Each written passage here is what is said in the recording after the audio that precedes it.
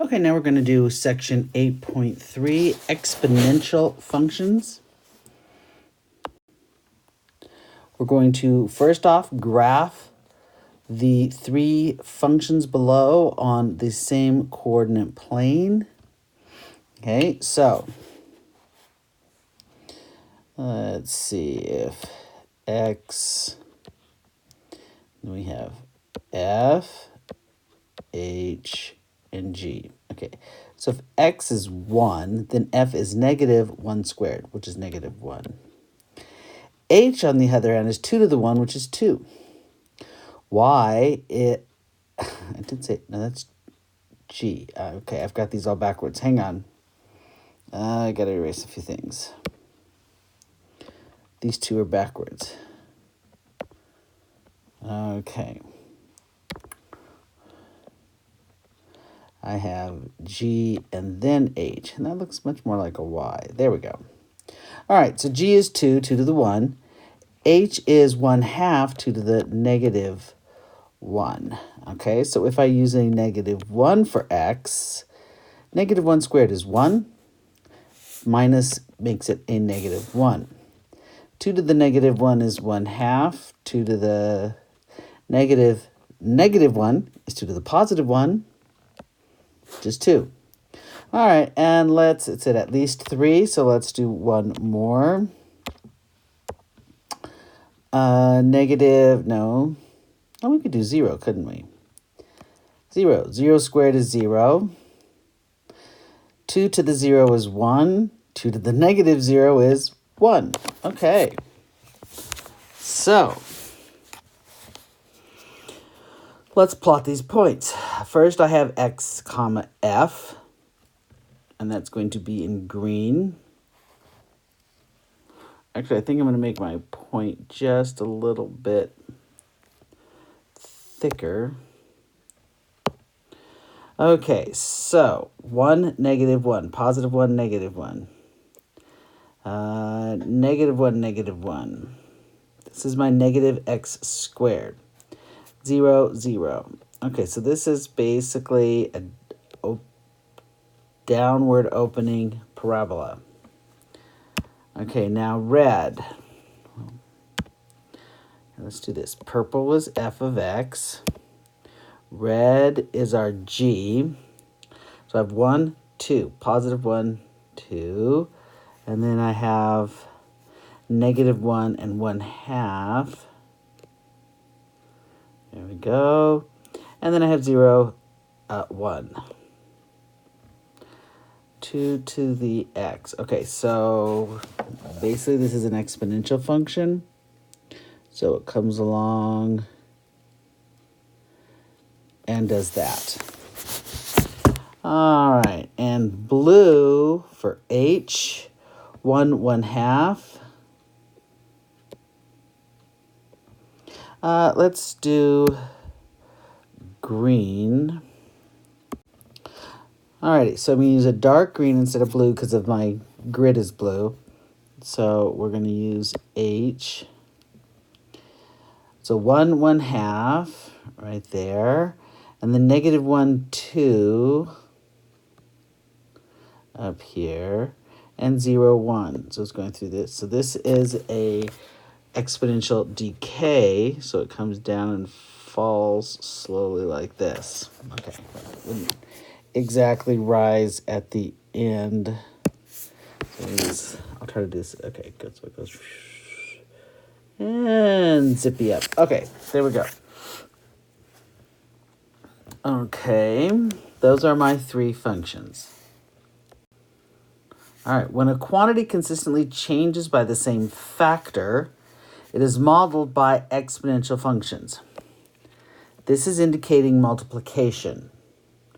It is not increasing by a constant number, like always plus 4. It is times a number, like times 2 each time. A function of the form y equal b to the x, where b is greater than 0. We can't have this inside bit be... Sorry. Can't have the inside bit be negative, so that b can't be negative. It has to be greater than or equal, greater than 0. If it's 0, it's just 0. All right, and b does not equal 1. Well, then you just get 1 to the anything is 1, so you get a point. All right, this is an exponential function. Notice the x is in the exponent, exponential function. Okay. Look at it. There we go. If b is greater than 1, then y equals b to the x is an increasing function. This is called an exponential growth. If b is between 0 and 1, in other words, like a fraction of 1, it is a decreasing function referred to as decay. Y decreases as x increases. That's our decay. Growth, y increases as x increases. On a graph, growth looks like this, and decay like this. You can see it's decaying. An asymptote is a line that a graph approaches but never intersects. These equations will have an asymptote. There will be a line at the base of it that the number will approach but never actually cross. Same with this one. These will have horizontal asymptotes. Okay, general characteristics of the graph of a function of the form y equals b to the x. The y-intercept is 0, 1.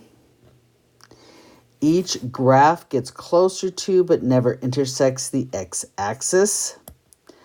Asymptote. An asymptote is a line that a graph approaches but never intersects. So in this case, that would be the x-axis. Okay. It changes if I am adding anything to it, right? So if I have y equals b to the x plus 3, that will change. It won't be x, it'll be plus 3. All right. That was for you, McKenna. You always have to know if it's always that number. All right. The graphs of exponential functions of the form y equals a b to the x can be derived by vertically stretching or compressing the graph of y equals b to the x by the factor of a. Notice a is out here multiplying on the b to the x. When a is less than 0, the graph is reflected across the x-axis.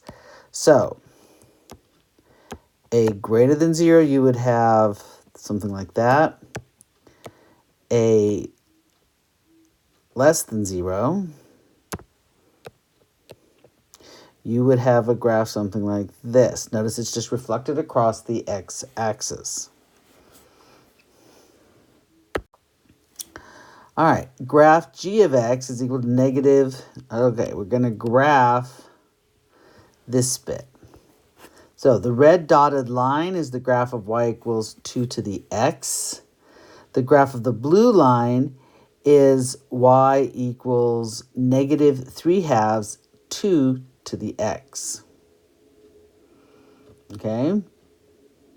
The domain is all real numbers. So the parent function was y equal. Of this new one, g of x, the domain, the x values are all real. It'll get to all x values eventually. Slowly, you can see as this heads down, it's not going really fast in the x direction, but it will eventually get there. But the y has a constraint. The y has to be, in this case, less than 0. That's because of this negative sign up here. That gives me that less than 0 function. All right, functions of the form y equal a b to the x minus h plus k. Now remember we had h and k. K is your vertical, and h is your horizontal. Again, it's x minus h, so you're flipping the h value. So if it's x plus 5, then it's a negative 5 is your h. If it's x minus 2, then h is positive 2. Okay. Transformation of an exponential function.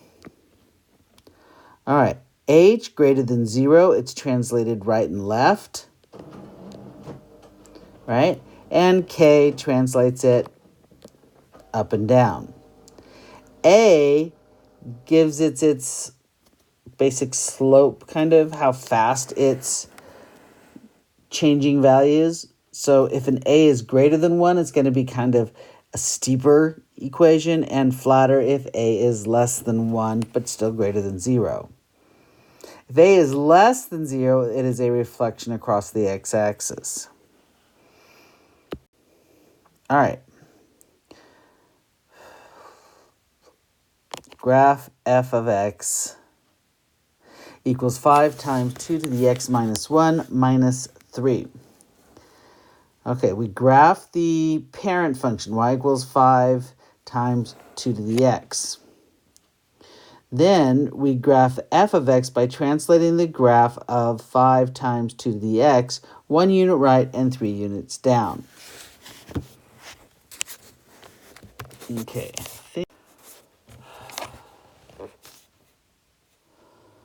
All right. Sorry. Hang on. I'm going to see if I can move this. That's what I wanted. Give me a little space. Okay, so y equals 5 times 2 to the x. So if x is 0, 2 to the 0 is 1 times 5 is 5. If x is 1, I have 5 times 2, which is 10. Okay, so I'm not going to get any higher than that. So now I'm going to try negative 1. 2 to the negative 1 is 1/2, so this is 5 halves, which is 2.5. All right, so I plot x equals 0, 5. It's way up here. X is 1, I have 10. It's way the heck up here. If x is negative 1, I have 2.5, which was about half of... Okay, so there we go. That's my parent function. Now I take each of these points and I shift them 1 unit right. Okay, so 1 unit right. Okay, so this was negative 1. So 1 unit right is going to be on the 0. And 3 units down. This was the 2.5. So 3 units down is going to be about 1/2. So I'm going to graph through this point. All right. Now I take my second one, which is right here on the x-axis, shift it back, forward 1, and then down 3. So it should be at 2. And this one also, back 1, down 3, and now I have my translated function. Okay, that's what we were talking about. Notice that my asymptote is y equals negative 3. Down here, that was supposed to be a dotted line. Didn't do a good job at it. Let me see, I think I can erase little bits. There we go. Okay. All right, and my y-intercept is 0, negative 1/2. Yes. And then, okay. Yeah, that's all I need. So you're going to normally need to specify domain, range, y-intercept, and asymptote. Let's see. Nope. All right, compound interest is modeled by an exponential function. Interest may be compounded annually, semi-annually. So annually, it's a 1. Semi-annually is twice a year. 4, 12 times a year. Daily is 365 times a year. Okay, P, this is the equation. You're going to need to put this down on your... Interesting. Card, on your formula sheet. Sorry. A is the account balance after T years. Why doesn't it have T? It's supposed to be XT. The principal amount is P. R is the periodic interest rate. It's usually going to be 10% compounded annually, or 3 3% compounded monthly or something like that. So the principal, the R is your periodic interest rate, and X is the number of periods. Oh, that's why there's no T. Okay, so X is equal to number of periods per year. Okay.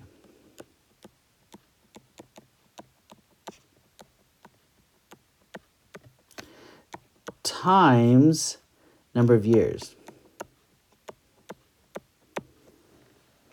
All right, if there are n compounding periods in each of t years, then, oh, here you go. That's what I was trying to say. N compounding periods times the number of years, t. There we go. All right, example 4. Mr. Menzik invests $10,000 in a CD earning 3% interest compounded daily. Okay, so that means I have 365. So I have 365 times t. Write an exponential function modeling the value of his investment after t years. So we're just going to use t for t. Ha. Not t for 2. Okay, so I have principal. There we go. All right, principal is how much you invest. Interest rate. That's the 3%. N is compounded daily. So that's 365, and that would be 365. And we're using just t years. Okay, so that's where everything came from. We plug it all in. Remember that interest rate is written as 0.03 and as a digital number, as a decimal number.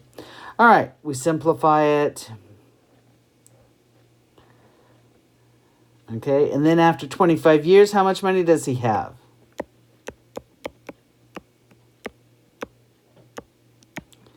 All right, so that's where that 25 came from.